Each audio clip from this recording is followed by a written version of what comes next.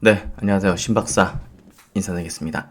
2020년 9월 8일 화요일 오전 신박사의 스마트 리포트입니다. 이번 시간은 셀트리온 그룹에 대해서 짚어볼 텐데요. 오전에 이제 케이프 투자증권에서 코비드19 치료제의 가치는 얼마일까라는 주제로 이제 리포팅이 좀 나오는데 한번 같이 짚어보면 좋을 것 같아요. 결국은 이제 셀트리온 그룹 이제 셀트리온 그룹 자체 리포팅은 아닌데요. 예, 전체 이제 바이오 섹터에 대한 어떤 리포팅이 나온 건데, 이제 9월 말쯤에 이제 코로나 치료제 이제 임상 2, 3상 동시 진입하는 걸 지금 희망한다고 서정지 회장이 이제 발언을 했지 않습니까? 2, 3상 들어가게 되면 결국은 이 코로나 항체 치료제에 대한 어떤 가치 산정을 뭐 다른 증권사들도 아마 하게 될 거라고 생각돼요. 그래서 미리 그런 것들을 짚어보는 시간을 가져볼 거고요. 결국은 어 뭐랄까요?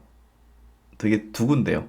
예. 이 가치를 이제 측정할 때는 대부분 가정을 사용할 텐데 가정을 사용한다 하더라도 굉장히 좀 두근대는 어떤 부분이라 해야 될까요? 예. 한번 이 애널리스트는 어떤 기준과 가정을 통해서 이제 가치를 산정했는지 한번 그 논리를 한번 따라가다 보면 한번 흥미로울 것 같습니다. 먼저 들어가기 앞서가지고 어제 나온 리포팅 중에 KB 증권에서 나온 리포팅이 하나 있는데 KLX BBIG K 뉴딜 지수 발표를 했지 않습니까? 그래서 4개 산업군 배터리, 바이오, 인터넷, 게임 요 네 업종에 대해서 12종목을 같은 비중으로 이제 지수를 만든다. 그래서 ETF 자금을 향후에 이제 조기 상장을 추진해 가지고 이렇게 10월 중에 패시브 자금이 들어올 거 아닙니까 이게? 예, 인덱스 플러스 이제 ETF 이 추정하는 패시브 자금이 이제 들어오게 될 텐데 이 리포팅에서는 대략적으로 이제 5조 원 정도 가정을 했어요. 지금 유동성이 너무 풍부하기 때문에 5조 원 정도는 충분히 들어올 수 있지 않을까? 예, 저도 그렇게 생각되는데요. 그렇게 되면 이제 비중을 12종목에 대해서 동일 비중이기 때문에 8.3%거든요. 그러면 5조에 대해서 8.3%면 4,167억 원이에요. 종목당. 그러니까 시가총액이 작았던 펄러비스와 더존 비주얼이 요 K 뉴질스 발표되고 나서 급등했지 않습니까? 이해가 되죠? 시총이 작은데 4천 그러니까 40조짜리도 같은 자금, 3조짜리도 같은 자금이 들어온다면 어마어마한 어떤 수급이 들어오는 거잖아요. 시총이 작은 것들은. 그러니까 이제 급등한 어떤 요인이 됐을 거고 당연히 셀트리온도 마찬가지로 4,167억 5조 원 가정시 패시브 자금 들어올 수 있기 때문에 수급적으로 이 성장 섹터 요 성장 섹터 대표적인 성장 섹터 요 4개 업종은 상당 기간 이건 대세 상승장에서 주도주로서 이런 수급까지 붙어주면서 뭐 조정이죠. 지금 뭐 네이버, 뭐 카카오도 좀 조정받고 있고 LG화학, 삼성, SDI 같은 배터리 관련주도 조정받고 있지만 예, 추세가 붕괴될 수는 없을 것 같아요. 한동안은. 예, 그래서 이번 대세 상승장은 굉장히 세고 길게 형성될 것 같아요. 그리고 이제 올해 연말까지는 제가 볼 때는 바이오 업종이 최대 폭발적인 시세를 낼 걸로 제가 계속 전망을 해야지 않습니까? 그래서 어제 셀트리온 그룹주가 움직인 거는 좀 의미 있는 것 같고요. 예, 연속성을 지닐 가능성도 있어 보여요. 그러니까 어제 시간으로 좀 밀렸다고 뭐 그건 크게 중요한 건 아닌 것 같고 어제 장막판에 거래 터지면서 신규 매수세가 좀 유입된다는 부분이 굉장히 좀 제가 볼 때는 유의미한 것 같아요. 오늘 한번 관전 포인트도 그룹주들 한번 보시면 될 것 같고요. 그럼 이제 케이프 투자증권에서 이제 매긴 그 내용 한번 짚어보도록 할게요. 치료제 가치 추정 기준. 결국 이제 과거의 어떤 사례가 필요하겠죠? 가정을 해볼 때. 그래서 유사 감염병으로는 뭐 제가 이제 예전에 타미플루 애시 든 것도 있었지 않습니까? 예. 매출 제일 잘 나올 때 3조 원 나왔었죠? 타미플루가. 그래서 신종플루를 이제 비교해 볼 수 있는 어떤 그 이제 팬데믹 상황으로 이제 선정을 했고, 이런 걸 통해 가지고 이제 추정을 해보는 거죠. 치료제의 어떤 가치를. 그래서 다른 감염병은 전 세계로 확산이 안 됐죠. 예, 뭐 스페인 독감이든 뭐 아시아 홍콩 독감 이런 것들은 사실 뭐 전 세계로 지금 이렇게 팬데믹 상황이 된 건 아니었기 때문에 사실은 신종 플루 정도가 전 세계, 예, 이때 수백만 명, 예, 감염됐었던 걸로 기억하거든요. 이따 정확한 데이터가 있으니까 그것도 보면서 보면 될 것 같아요. 그래서 타미플루라는 대표적인 치료제를 갖고 있었기 때문에 이 제품이 어느 정도 매출을 냈고 어느 기간 정도를 어떻게 매출을 냈는지가 데이터가 있기 때문에 유사한 모델로서 비교를 해볼 수 있고 이제 가치를 추정할 때 기준으로 좀 삼을 수 있다. 예, 그렇게 좀 여기 증권사에서 가정을 했고요. 그래서 과거 이제 바이러스 4종을 한번 비교를 해보면 지금 이제 코로나 이런 상황이고, 아이고 잠시만요. 신종플루하고 좀 비교를 해보죠. 예. 신종플루가 2009년도 3월달에 최초 발병해가지고 전 세계로 이렇게 발병이 됐고, 뭐 잠복기가 이것도 있었죠. 2에서 7일. 세계적인 감염자 수는 163만 명. 예, 뭐 수백만 명까지는 아니군요. 한 163만 명이었고, 지금 현재 코로나는 2,485만 명인데, 지금 하루에 2, 30명씩 늘어나기 때문에 제가 그때 1년 동안 이 정도로 계속 늘어나면 내년 이맘때쯤 되면 1억 명이 될 거다는 얘기를 했잖아요. 예, 뭐 불가능한 건 아닐 것 같다는 생각이 좀 들고요. 사망자도 지금 요 정도. 치명률도 낮은 건 아니에요. 예, 신종플루보다 높습니다. 3.4%. 신종플루 때는 사망률이 1.2%.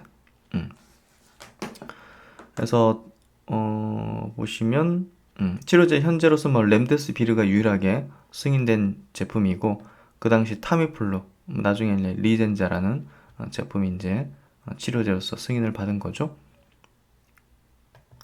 그래서 당시에 이제 신종플루 치료제 이제 타미플루는요, 뭐 유라미니 데이스 저해제 이런 제품이라고 합니다. 미국의 이제 길리어드 사이언스에서 96년 재미 한국인 화학자 김정은 박사의 주도 아래 개발되었고, 굉장히 자랑스러운 것 같아요. 예. 로슈사가 전 세계에서 판매하고 있는 인플루엔자 바이러스에 대한 항바이러스제이다. 타미플루 이제 최고 매출은 2009년도 33억 달러. 예, 뭐 3조이 넘는 거죠. 거의 4조 가까이 되는 거죠. 2009년도 신종플루의 대유행으로 WHO는 이제 팬데믹을 선언하였고, 타미플루는 33억 달러의 최고 매출을 달성하게 되었다.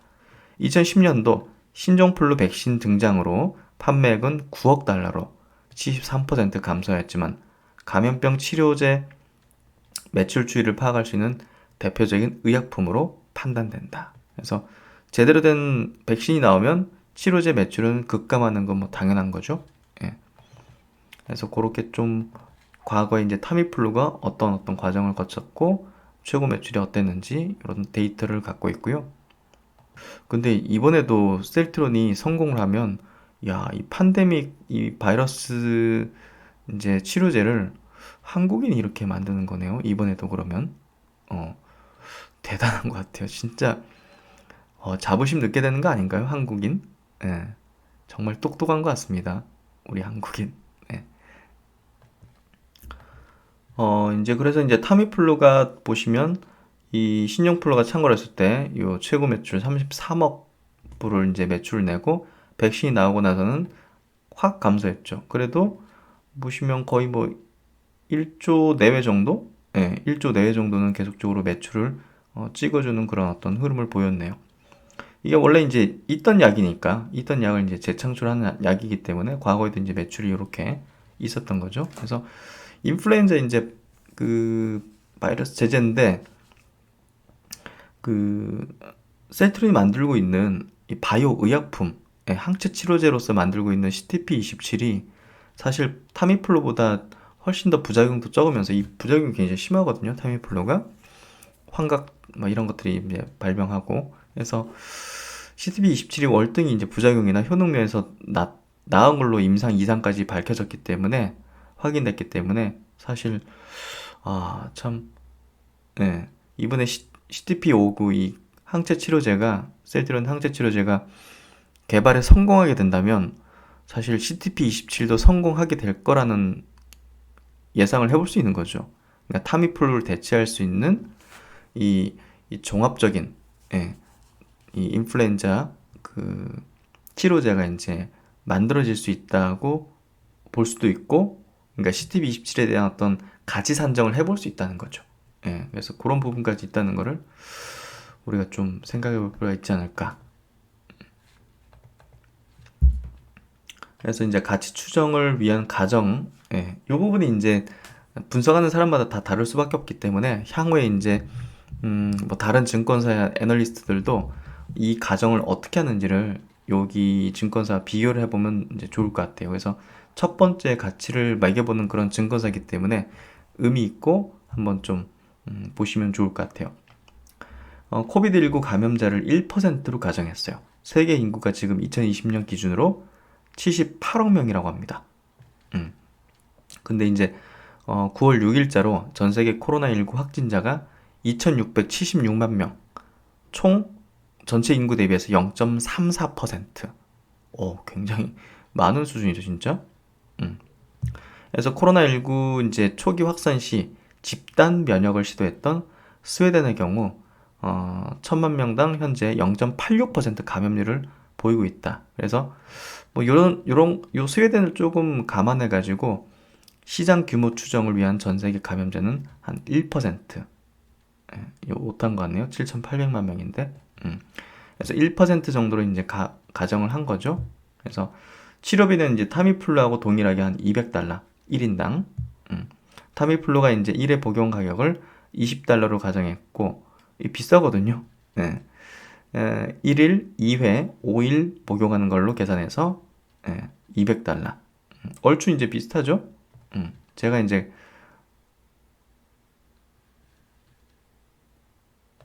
제가 그때 가정했던 항체 치료제하고는 이제 가격이 좀 다르죠. 예, 확실히 항체 치료제가 가격 면에서는 비쌀 수밖에 없기 때문에 조금 비교할 때 감안을 해야 될 것 같고요. 성공 확률은 100%. 예, 공격적인 확률로 적용했다. 성공 확률은 100%로 공격적인 가치 산출로 어차피 이제 어떤 치료제든 개발될 거라 보는 거죠. 예. 개발에 성공하지 모든 치료제가 개발 성공하지 못한다는 게 아니라 어떤 거든 하나는 성공할 거라는 가정을 하는 거죠, 결국은. 그래서 이제 코로나19 치료제 가치를 산정함에 있어서 지역별로 인구수와 의약품 시장 규모 중 의약품 구매력이 반영되는 의약품 시장 규모를 기준으로 지역별 치료제 가치를 산정하였다. 구매력을 이제 반영해서 시장 규모를 추정했어요. 인구 순이 아니라. 그래서 가장 시장 규모가 큰 쪽은 역시나 이제 북미, 북미, 캐나다, 이제 미국 쪽 14.7조 원. 그 다음으로 이제 큰 쪽이 아시아, 오세아니아 7.8조 원. 그리고 유럽 쪽이 6.6조 원. 남미하고 아프리카는 좀 작은 수준으로 이제 산정이 됐고요. 그래서 여기 보시면 시장 규모, 첫 해 올해 이제 치료제가 나온다는 가정하에서 시장 규모를 100만, 1000만, 억, 한 17조, 18조, 이 정도 되겠네요. 그렇죠? 그 정도에서 시장 점유율은 초반에 이제 55% 달성할 것이다 해서 매출을 대략 85억 불, 한 10조 정도 이제 잡은 것 같아요. 여기서 매출원가, 판관비, 법인세, 최종 수익, 현재 가치 반영률, 이제 할인율 없이 올해는. 그래서 현재 가치 55억 불. 이거 가정평균 할인율을 7% 잡아가지고 이 코로나 바이러스가 10년 동안 계속 있을 거라는 가정을 했네요. 그렇죠? 10년 동안 타미플루도 어차피 그게 이제 백신도 나오고 치료제도 있다 하더라도 유행성으로 계속 돌았으니까 지금도 돌고 있고, 그래서 유행성 계절병으로 가정하고 이렇게 한 거예요, 보면. 그래서 10년 동안 이제 현재 가치로 이제 합하면 요 수준, 요 수준 281억 불, 281억 불로 해서 뭐 성공 확률은 어차피 어떤 치료제든 나온다는 가정을 한 거니까 281억 불을 이제 그대로 환율, 우리나라 환율로 이제 계산해서 원화로 따지니까 32조 원이다. 그래서 어떤 치료제가 나오면 그 가치는 32조 원이 될 것이다 하고 여기서는 이제 가정을 한 거예요. 여기 법인세는 21% 적용했네요. OECD 평균. 그래서 이런 식으로 이제 치료제 가치 산정을 했다는 거. 이게 이제 가정이 대부분 섞여 있고 이렇게 될지 말지 정확히 알 수 없지만 주식이라는 거는 기대하는 수준으로 가는 거잖아요. 기대 가치로 주가가 형성되는 거잖아요.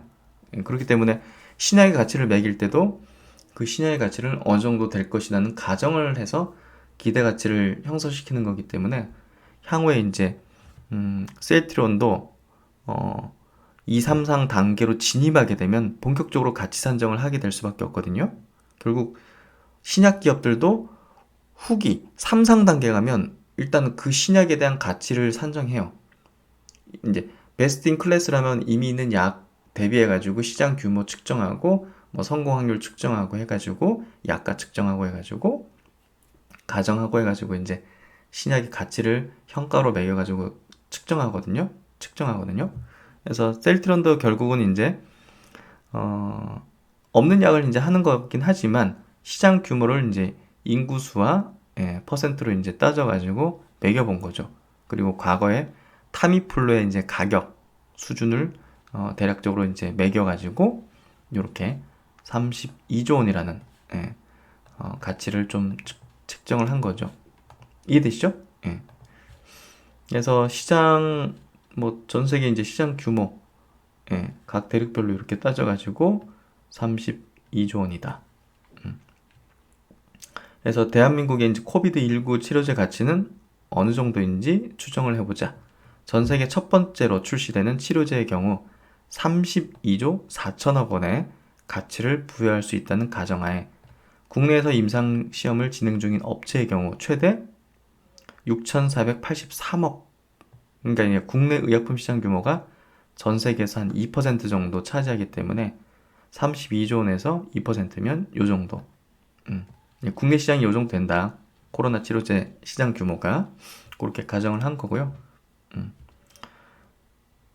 이미 이제 국내에서 출시된 의약품으로 적응증을 확대하는 약물 재창출의 경우 국민건강보험으로부터 책정된 보험약가를 기준으로 약가를 부여받기 때문에 약의 가치는 6,483억 원보다 작아질 가능성이 더 큰 것으로 판단된다.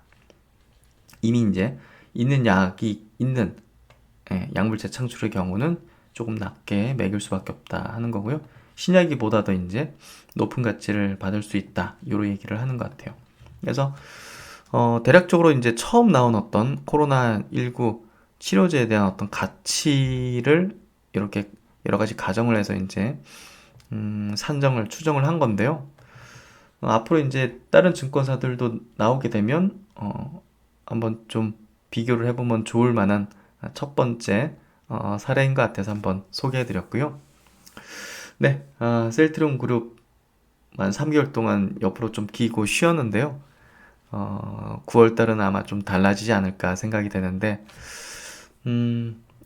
뭐, 조만간 나올 만한 어떤 결과들은 그런 게 있겠죠? 영국에서 램시마에 대한 어떤 결과치, 최종적인 결과, 그 부분이 아마 조만간 나오게 될 것 같고, 또 이제 영국과 한국에서 하고 있는 임상 1상 경증 환자 대상, 뭐 결국은 이제 2A 이상이라고 볼 수 있는 그 환자에 대한 어떤 결과, 데이터, 그런 것들, 그리고 이제 국내 식약처에 이제 2, 3상 동시 임상 신청서를 냈기 때문에 그거 이제 승인 떨어지는 부분들, 그런 부분들이 아마 조만간 모멘텀으로 작용될 것 같고요. 차분히 잘 기다려 보도록 하겠습니다. 네. 오늘도 화이팅 하시고 신 박사는 오후 영상에서 다시 뵙도록 하겠습니다. 좋은 하루 되십시오. 감사합니다.